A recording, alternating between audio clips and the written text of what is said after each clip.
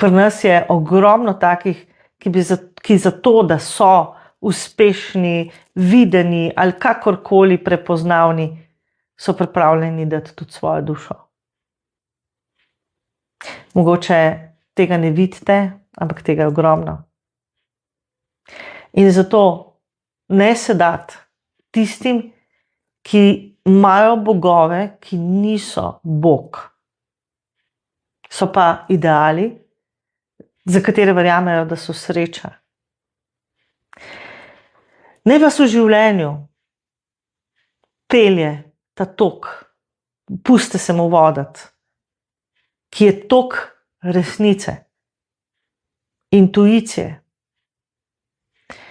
In tudi, če bo ta tok ali pa poslušanje tega toka drugačen od vseh ostalih, pejte naprej s tokom.